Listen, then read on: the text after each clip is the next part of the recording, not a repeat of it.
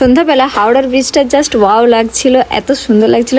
এই যে ম্যাডামের সাথে আমার দেখা প্রায় 6 মাস পর। আমি ঘরে খেয়ে খেয়েও মোটা হতে পারিনি।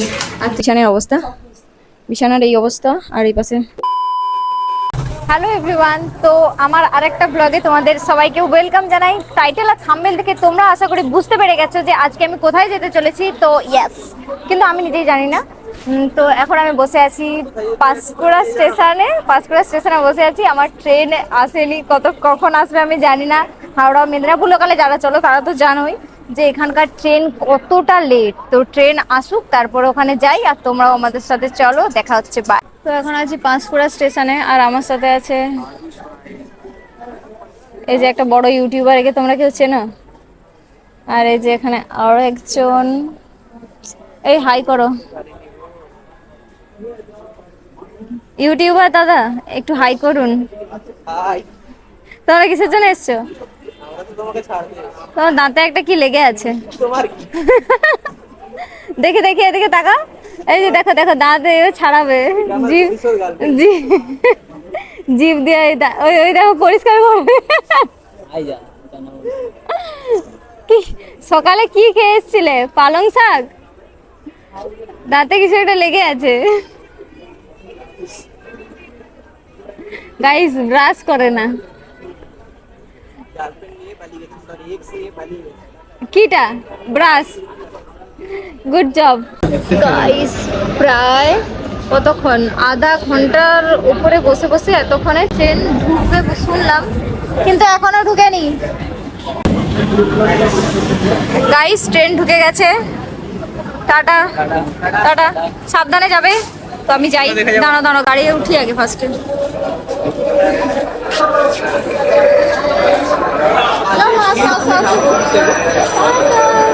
Bye bye.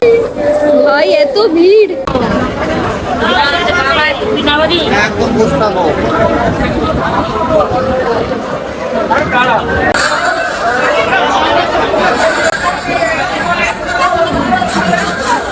হাওড়া স্টেশন।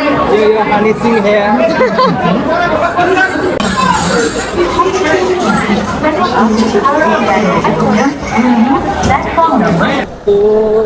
দীর্ঘ প্রতীক্ষার পর হায়, তাও ভুল জায়গায় চলে এসেছি। না না, এই রাস্তাটা দিয়ে আমাদেরকে যেতে না বললো। দীর্ঘ প্রতীক্ষার পর এবার বেরোবো, বেরিয়ে র্যাপিডো করবো। নো এক্সিট লেখা আছে, আমরা দেখিনি। তো চলে যাচ্ছিলাম, পুলিশটা বলে এ লড়কি क्या लिखा है तुमको नहीं दिखाई। हिंदी का माँ बहन एक कर दिया। তো চলো হাওড়ার বাইরে বেরোই স্টেশনের। চলো ব্লগটা কন্টিনিউ করা যাক। তোমাদের জানি তো ভালো লাগবে না, কি ব্যাঙের মাথা ছাতার মাথা বলছি, আমি নিজেই জানি না, তাও চলো। আর ওইখানে ভিড়, মানে হাওড়া স্টেশনে তো যারা আসো জানো এত চুরি টুরি হয়, সেই জন্য আমি ওখানে কোনো ফোনই বের করিনি, এমনিই যাচ্ছিলাম। তো চলো।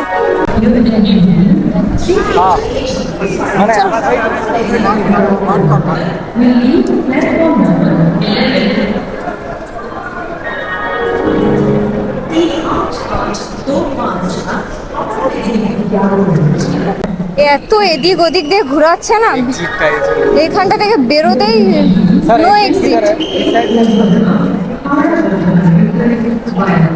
ওই পেছনটা দিয়ে যেতে হবে ভাই। মানে সব জায়গায় নো এক্সিট লিখে রেখে দিয়েছে, মানে এত সমস্যা হচ্ছে। একবার যেতে হবে ওই আন্ডারগ্রাউন্ড, ওই নিচটা দিয়ে, না হলে সম্ভব হচ্ছে না। যেখানেই যাচ্ছি নো এক্সিট আর নো এক্সিট। কখন যে পৌঁছাবো, সেই সকাল 10টা থেকে বেরিয়েছি, খাইনি, কিছু করিনি। কমপ্লিট করে এখন কলকাতা যাচ্ছি। কলেজে কাজ ছিল, কমপ্লিট করেই এসেছি। আস্তে আস্তে, আসলে আমি কিছুই জানি না, সেই জন্য এই আমাকে নিয়ে যাচ্ছে। তাও এই আমাকে পুরোটা নিয়ে যাবে না, অর্ধেক রাস্তায় ছেড়েই দেবে। ওর আর আমার রাস্তা আলাদা হয়ে যাবে একটু পরে। হ্যাঁ, এক্ষুনি স্টেশন থেকে বেরিয়েই আলাদা হয়ে যাবে। আমি র্যাপিডো একদিকে চলে যাবো, ও আরেকদিকে যাবে। র্যাপিডোতে যাবে আর আমি যাব কিসে? আমি মেট্রোতে যাব। পালকি টাকা সেভিং করতে হবে না? কি ভিড় গাইস, আমার ফোনটা যদি চুরি হয়ে যায় যায়? দরকার নেই বাবা, এবার ফোনটা বন্ধ করে দিই। সকাল থেকে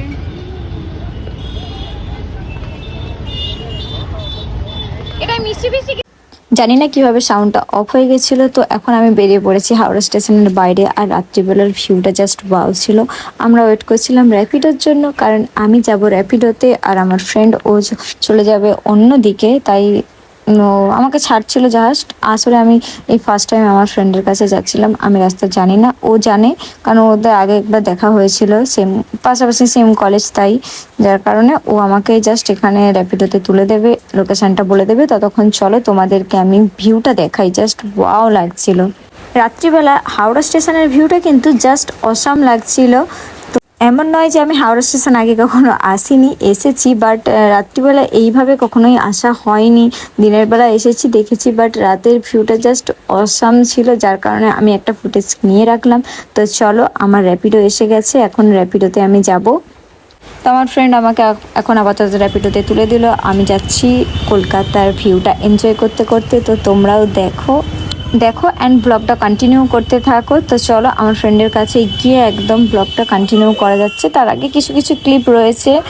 অ্যাকচুয়ালি এত সুন্দর ভিউ দেখে না ফোনের ক্যামেরাটা না অন করে থাকতে পারলাম না। আর আমি ফার্স্ট টাইম র্যাপিডোতে যাচ্ছি, এমনি নর্মালি মেট্রো বাস হেনাতেনা এগুলোতে যাওয়া আসা হয়েছে, কিন্তু র্যাপিডোয়ে করে হাওড়া থেকে আমি এসেছিলাম বাগুইয়াটি কলেজ মোড়। তো ওখানে যেহেতু এসেছিলাম, ডিস্টেন্সটা অনেকটাই ছিল, তো আমার তো ভীষণই মজা লাগছিল আসতে। ফাইনালি ম্যাডাম চলে এসেছে অ্যান্ড আমিও নেমে পড়েছি। এখানেও আমার কিভাবে জানি না সাউন্ডটা অফ হয়ে গেছে। তো অনেক দিন পরে যেহেতু দেখা, তো আমরা নিজেদেরকে আটকে রাখতে পারিনি। তো চলো, এখন থেকে আমাদের যে গসিপটা শুরু হয়েছিল না, মানে কি বলবো আর। এসেই চিকেন বাবা রাঁধুনি রান্না করে ভালো করে কর। হ্যাঁ, ব্লগ বানিয়ে বানিয়ে এসেছি তোকে দেখাবো বলে। কতদিনের আমাদের গসিপ জমে আছে। দেখি দেখি দেখি, হ্যাঁ দেখি দেখি, তো ডান্স অনেকটা কমে গেছে তোরে, তুই একটু পাকা রাঁধুনি হয়ে গেছিস। তো আমি ঘরে খেয়ে খেয়েও হ্যাঁ সত্যি, আমি ঘরে খেয়ে খেয়েও মোটা হতে পারিনি, আর তুই এখানে একা রান্না করে খাচ্ছিস আর মোটা হচ্ছে। রান্নাটা দেখে কি টেস্টি লাগছে। এসেছিলাম গাইস কালকে, তোমাদেরকে রাত্রিবেলা আমি দেখিয়েছিলাম যে আমরা দুজন রান্না করছিলাম। ভাই 6 মাসের কালকে তো হয়ে গেছে, আজকে আমরা সকাল থেকে না দুপুর থেকে বেরিয়েছি, সারাদিন প্রচুর গল্প করেছি, কালকে এসেও প্রচন্ড গল্প করেছি। মানে গল্প করতে করতে তুই কিছু বল, গল্প করতে করতে মানে ভুলেই গেছি যে আমাদেরকে ব্লগটা কন্টিনিউ করতে হবে। তো চলো, এখন আবার একবার আমরা ঘুরে সারাদিন, মানে আমাদের মুখ চোখ দেখে বোঝা যাচ্ছে কিনা জানি না, কিন্তু কখন থেকে বেরিয়েছি আমরা? হ্যাঁ, 1টা থেকে, দুপুরে 1টা থেকে বেরিয়েছি। এখন কটা বাজে ঘড়িটা দেখি। আমার কাছে ভাই দুটো ফোন নেই যে আমি দেখাবো, ওর ঘড়ি থেকে বলছি 10টা বাজে। তো এই 10টার সময় আমরা রুমে যাচ্ছি। আর কি বলবো, এখন আর কিছু বলার ইচ্ছে নেই।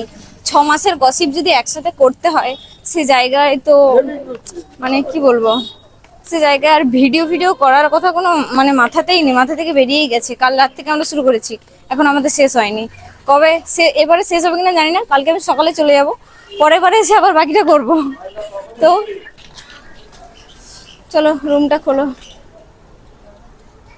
গাইস। এর রুম তোমাদেরকে দেখিয়ে দিলাম, তোমরা যে কোনো মুহূর্তে হামলা চালাতে পারো। আমাদের সুন্দরী রমণী একাই থাকে। চলো, এসছি যখন তোমাদেরকে রুমটাও একটু হালকা করে দেখিয়ে দিই। রুমে কিছুই নেই, একা থাকে, গোছানোর মতো কিছু নেই। জাস্ট এই সাইডে একটু রান্নাঘর আছে, রান্নাঘরটা কালকে দেখিয়েছিলাম, রান্না হচ্ছিল ব্যাস, আর এইটুকু আছে। এমন অবস্থা দেখানোর মতো নয়। জাস্ট যাওয়ার সময় যাওয়ার সময় ধুর বাবা, জুতো খুলেই বলছি, ভালো লাগে না। যাওয়ার সময় আমি রুমটাকে কিভাবে আমরা মানে অবস্থা করে গেছি।